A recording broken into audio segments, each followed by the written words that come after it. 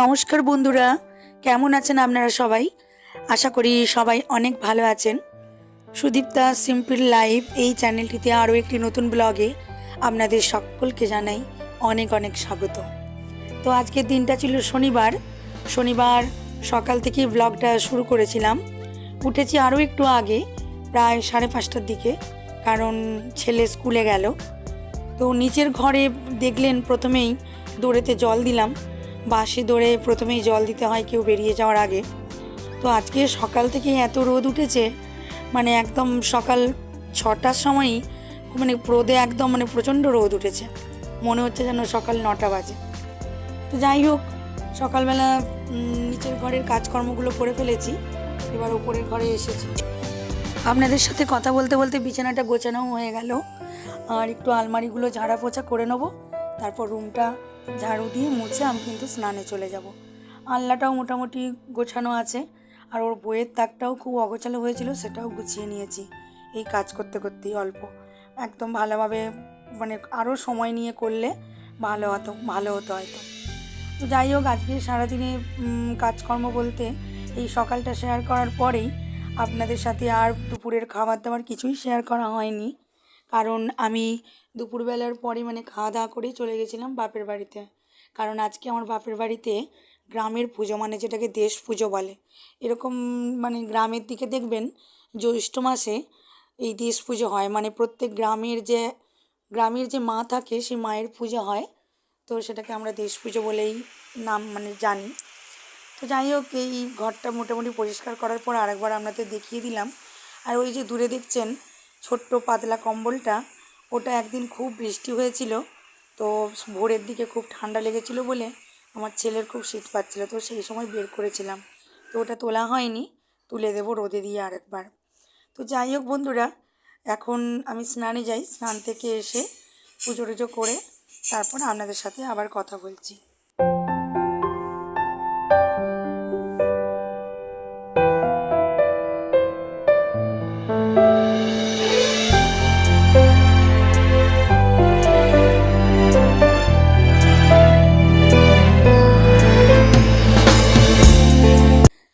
আজ সকালে সেরকম কিছুই টিফিনে করা হয়নি, আর বাচ্চাদের জন্য একটু আলুর তরকারি হয়েছিল।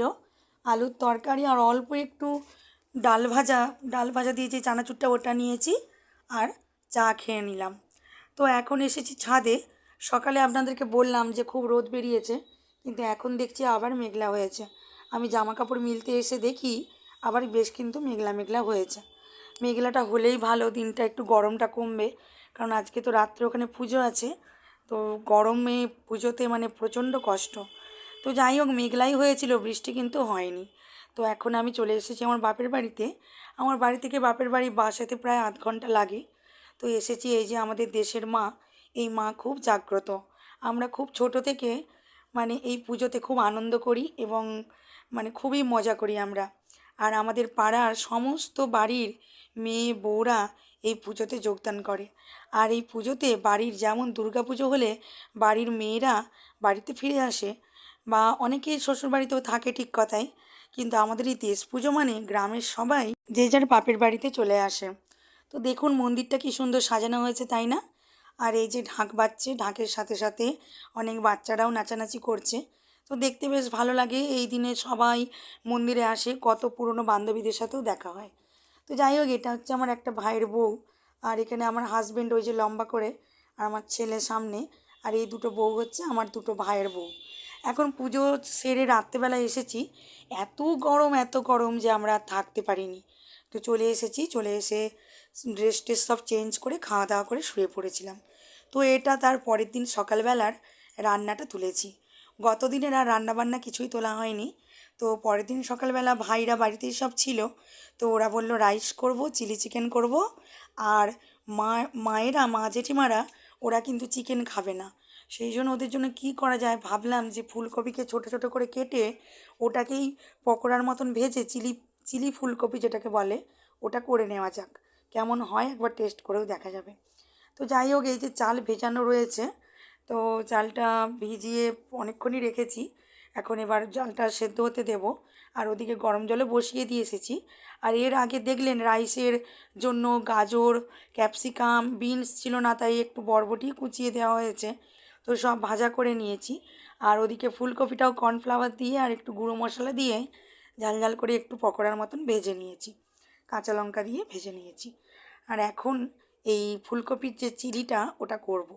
তো দেখলেনি আগে প্রথমে তেলের মধ্যে দিয়ে দিয়েছি তেজপাতা আর একটু গরম মশলা, তারপরে ক্যাপসিকামটা ভেজে নিচ্ছি। আর এটাতে দিয়েছিলাম প্রথমে একটু আদা, তারপরে আদা আর যে রেগুলারের মশলাগুলো থাকে সেগুলোও একটু একটু দিয়েছি। আর এখন এই যে ফুলকপিটা দিয়ে আর এই ক্যাপসিকামের সাথে একটু নাড়াচাড়া করে নিচ্ছি। এবার একটা বাটিতে আমি সমস্ত সসগুলো একসাথে দিয়ে রেখেছি।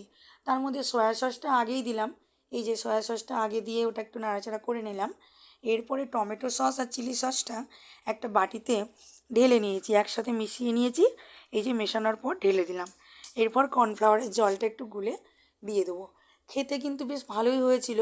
পকোড়াগুলো একটু ধিমি আঁচেই ভাজতে হয়েছিল বই কি, নাহলে ভেতর থেকে তো ভালো করে ভাজা হবে না।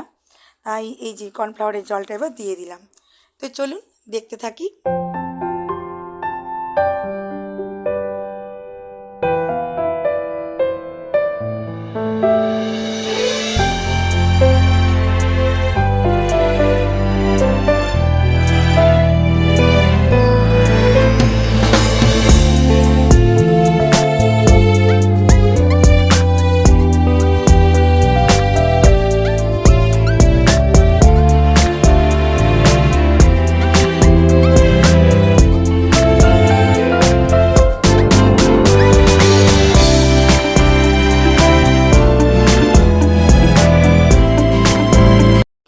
চিলি ফুলকপির কালারটা কেমন হয়েছে আপনারা কিন্তু কমেন্ট করে জানাবেন।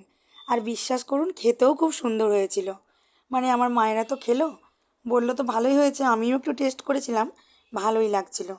আর এখানে আমি সবজিগুলো তো সব ভেজে নিয়েছিলাম, চালটাও সেদ্ধ করেছি, ভাই এগুলো সব মিশিয়ে দিচ্ছে সবজির সাথে। সবজিগুলো ঘি, গরম মশলা যে গুঁড়ো করে রেখেছিলাম, একটু চিনি, নুন সমস্ত কিছু মিশিয়ে মিশিয়ে রাইসটা করা হচ্ছে, দিয়ে আরেকবার দমে দেওয়া হবে, তারপরেই ওটা হয়ে যাবে।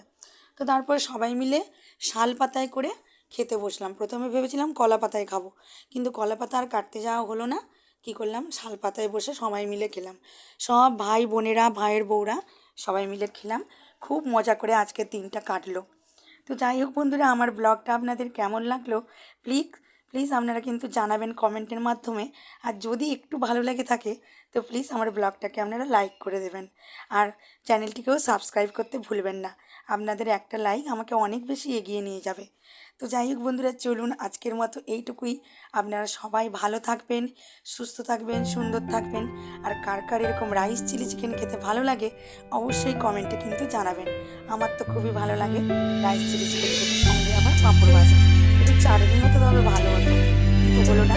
যাই হোক বন্ধুরা, টাটা, আজ তাহলে আসবো আবার নতুন